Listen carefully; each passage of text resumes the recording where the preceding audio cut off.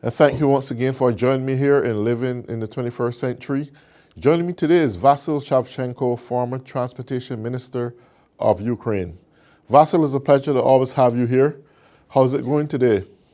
Thank you for having me. Thank you for invitation for cooperation with Ukraine. Thanks all of us. Beautiful. Well, some great things was happening your way this week. You had the President of the United States visiting Ukraine, having meetings with Zelensky and so forth. What was it like? Uh, to be honest, it was a great event. First of all, I wanted uh,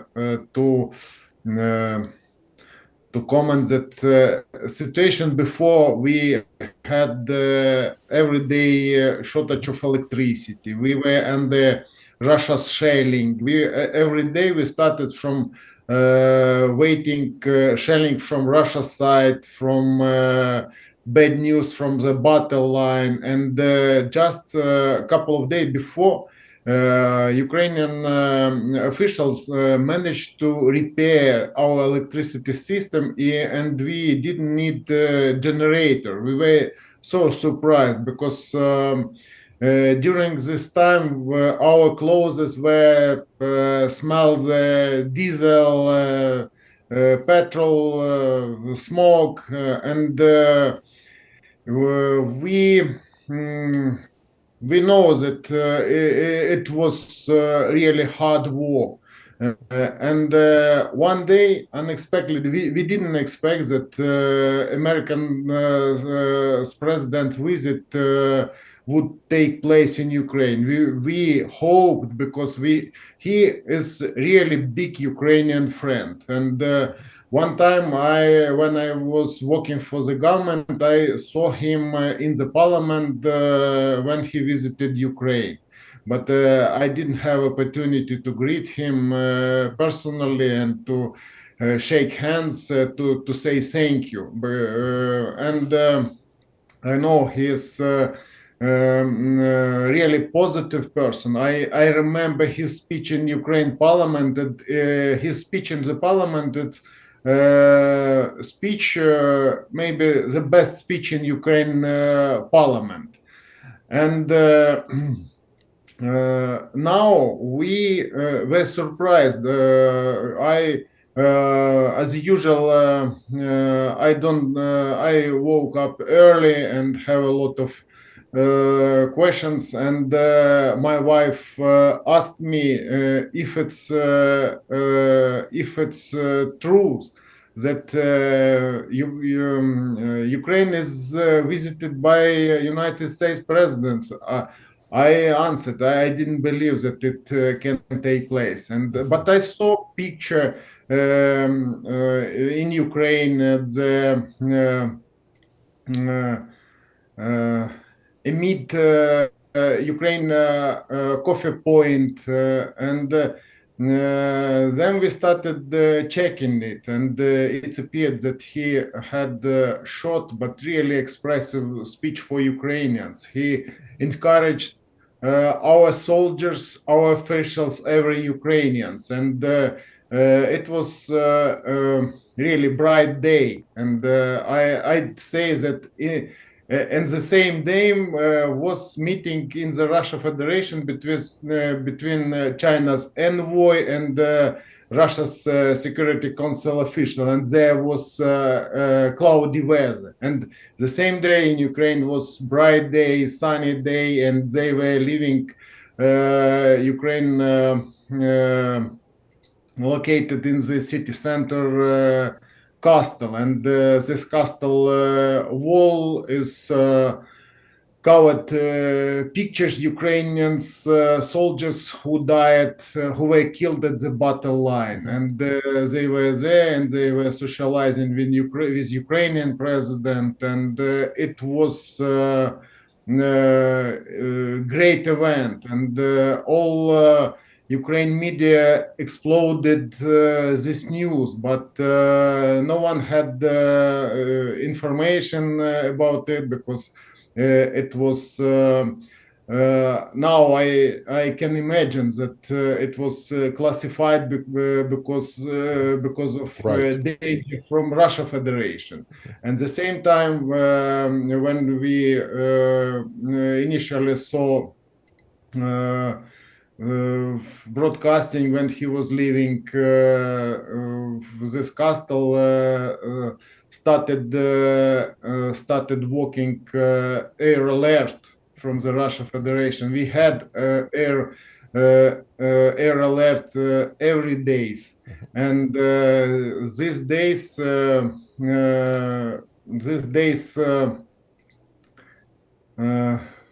was the same day when Russia Federation is trying to threaten us, and they are landing their bombers in Belarus and trying to threat us because these warplanes are carrying really dangerous ballistic missiles. X 2022, which has about 1 ton explosion, and this missiles is really dangerous for intercept this missiles is quite difficult.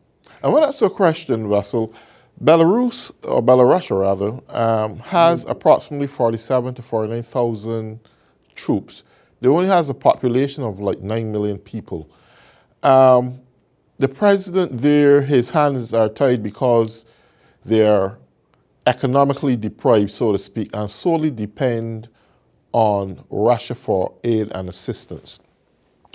Now, do you think that Putin is going to hold that or would hold that against Belarus to have his military deployed to fight Ukraine, or would the president of Belarus decide not to go that route because they can't afford it? To be honest, Belarus president trying to avoid to be involved in Right. this, and his attempt it's really odd Yes. because no one knows how he managed to do it. But Right. we know that Belarus has transferred all their military equipment and military ammunition and another equipment similar to military was given for Russians draftee, new draftee. And now he can comment him that Russia is limited in ammunition, in the tanks, in carriers and vehicles. And he proposed their training camp for Russia soldiers. And we can see that they are transporting Russia's draftee for 1 or 2 weeks, and them after 1 or 2 weeks drilling, they are sending to Ukraine, to Russia's territory, to be sent to Ukraine to battle live. And they continue storming Ukrainians' fortifications. And now we can comment that their big offense they were planning have started, and they started sending waves of draftee at Ukraine fortification. Now they are demonstrating that they are ready to move for 100 meters during a week as big achievement, for example. But I'm concerned, Vasil, because apparently the stats that you were showing me, Russia already lose like 100 and, excuse me, 46,000 soldiers already in the war. And apparently he's reaching out for China for help. China is giving some kind of assistance, it looked like. And do you see or foresee China getting involved in the Russian war against Ukraine? I commented that they are partly Excuse involved. me. First of all, they are supporting Russia Federation in United Nations framework. They are demonstrating, they are repeating Russia's propaganda's opinion, slightly shifted, and now they are trying to demonstrate that they support Russia. And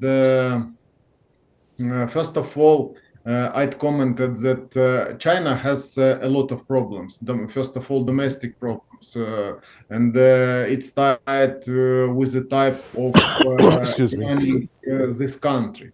Because this country is run by Communist Party, and this party are trying to dominate, and their awkward decision have led to a couple of problems, domestic problems in China. And now we know that they are limited in energy resources, because if you check their domestic events, you will see that they were trying to establish market in electricity energy, and it collapsed. And then they have a problem in the building industry when in China was collapsed the biggest China building company, Evergrande. And then one decision concerning products caused a lot of demand for products in one region. And all this topics confirm that China's new appointed leaders looking for a way to have cheap energy resources. And a couple of days when I was reading news, I was surprised that China's gas supplying company are negotiate with Russia state-backed company Gazprom, and they are discussing signing agreement for 25 years supplying natural gas.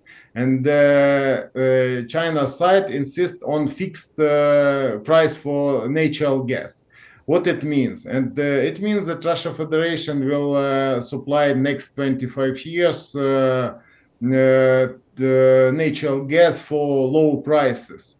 And the same situation with oil. They were buying oil barrel for lower than $32. And after European Union established cap sizes for recycled material, diesel and petrol, prices will go down, and because of it, China is trying to balance, because they are looking for cheap energy, they are looking for cheap products, and they are demonstrating that they are ready to support Russia Federation. But really, it's type of behavior to have low resources and Russia's market for China's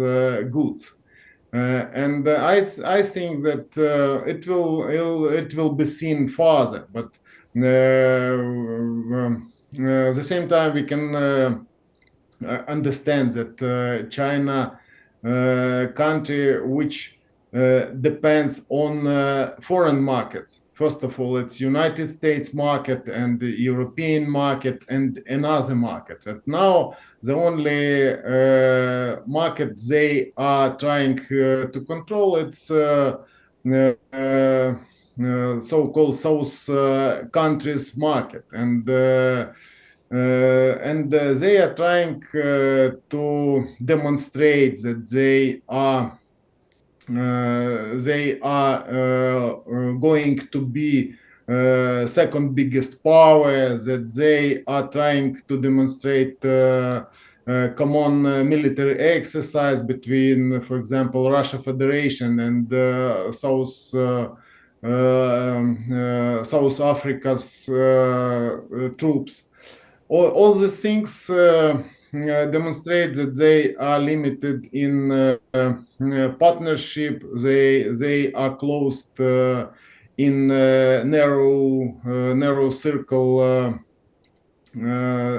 autocracies, and they are not be able to develop their country without Western technologies. And it's type of behavior. And in maybe a couple of months, we will see if current Chinese leader will visit Russia Federation or not, because his visit was scheduled for start of spring, but now it's shifted to the May or maybe June, and no one knows if he visit there, because we know that after United States president speech in Kiev, Russia president next day had say nothing, because he was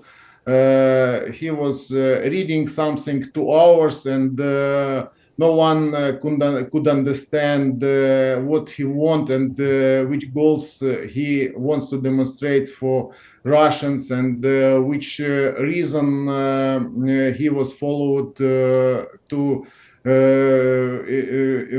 committed invading in Ukraine. And I don't know, maybe they will continue socializing with the Russia Federation just to have additional benefits for China's poor economy. But really, China depends on Western market, because we know that domestic demand is poor, and without Western technologies, with the Western market and Western cooperation, they will not be able to survive. And we know that Ukraine President Vladimir Zelensky commented that he is ready to meet with him, just to comment his so-called peace plan, because they prepared a few type of so-called peace agreement for Ukraine. And in this peace agreement, 12 points, and one of them Ukraine dignitary. And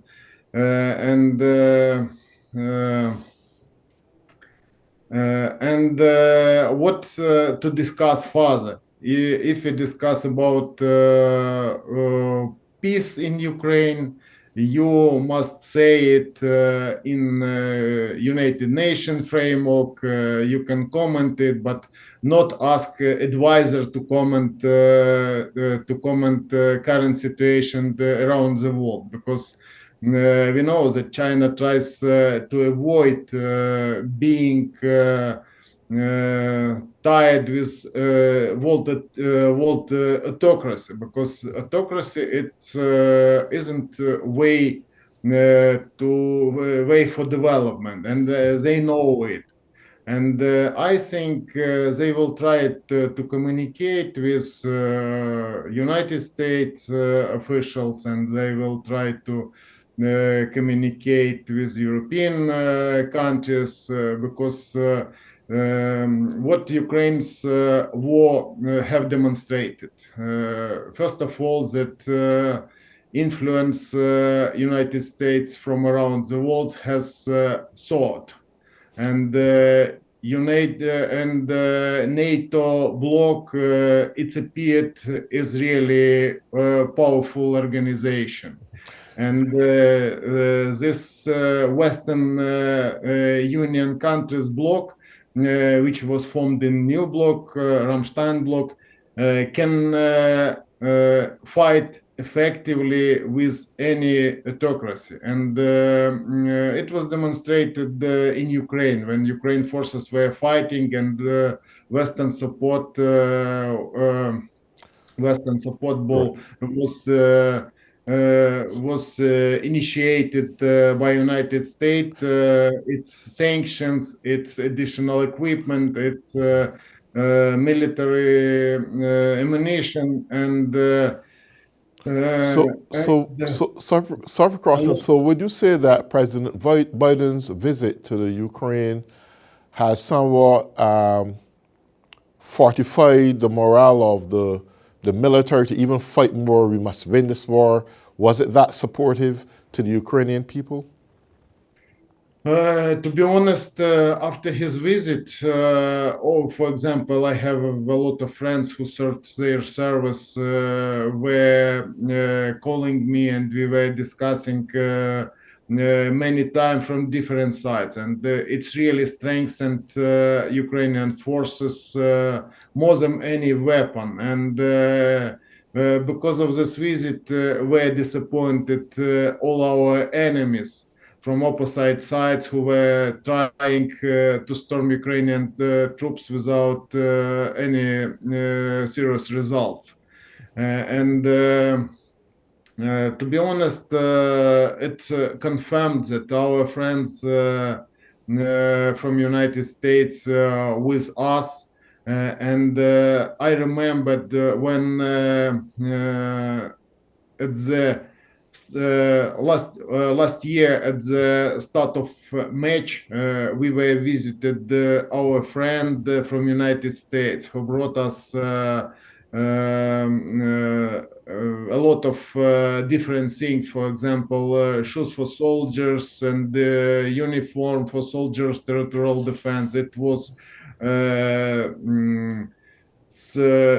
it was really courage action, and it was really serious person. We were socializing with you, and we socialize with him, and I thank him every time, because this event was really cool events in our life. It helped us to understand that we are not alone. And this visit confirmed that we are together with all democratic countries, and led by United States, and that we are fighting for democracy values. And after that, you could see that Ukraine was visited few European leaders, thanks them that they decided to support and to supply to Ukraine new type of tanks. They decided to supply additional tanks, additional ammunition and carriers, and another things really necessary at the battle line.